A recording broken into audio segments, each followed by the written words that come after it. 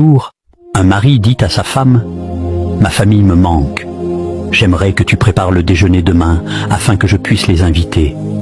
Cela fait longtemps que nous ne les avons pas vus. » La femme soupira légèrement et répondit presque machinalement « Si Dieu le veut, ce sera fait. » Le mari acquiesça, rassuré. « Très bien, alors je vais les inviter. » Le lendemain matin, il partit au travail comme à son habitude. Vers midi, il rentra à la maison et demanda « As-tu préparé le déjeuner ? Ma famille arrivera dans 1 heure. » La femme, calme et sans la moindre agitation, répondit « Non, je n'ai pas cuisiné. Après tout, ta famille n'est pas composée d'étrangers. Ils peuvent manger ce qu'il y a déjà dans la maison. » Le mari, surpris et contrarié, s'exclama « Que Dieu te pardonne. Pourquoi ne m'as-tu pas dit hier que tu ne cuisinerais pas? Ils vont arriver. Que vais-je faire maintenant ?»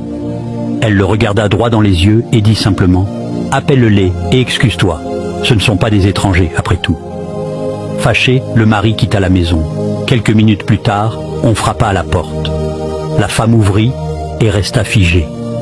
Devant elle se tenait sa propre famille. Ses frères, ses sœurs, leurs enfants. Son père demanda « Où est ton mari ?»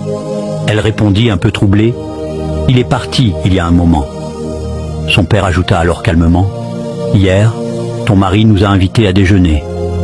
Est-il possible d'inviter des gens et de quitter la maison ?» La femme resta bouche bée.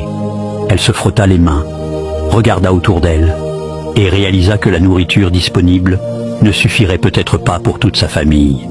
Affolée, elle appela son mari. « Pourquoi ne m'as-tu pas dit que tu voulais inviter ma famille à déjeuner ?»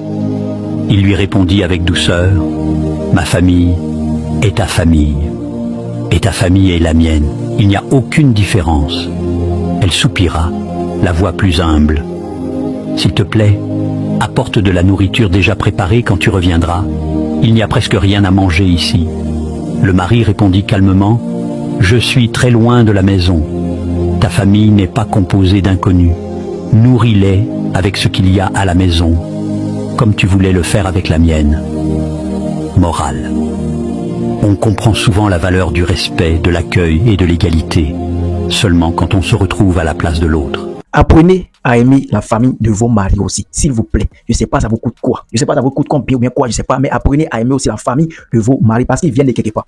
Les gars, soyez vigilants. Ne permettez jamais à une femme de vous séparer de votre famille. Parce que vous venez de quelque part et quel que soit ce qui va se passer, ils ne pourront jamais vous renier. Même s'ils se fâchent contre vous, ils ne pourront jamais vous renier. Mais la femme, elle peut te quitter du jour au lendemain. Du jour au lendemain, elle peut te quitter, elle peut oublier tout ce que vous avez, les bons moments que vous avez passés, elle peut tout oublier et se remettre en couple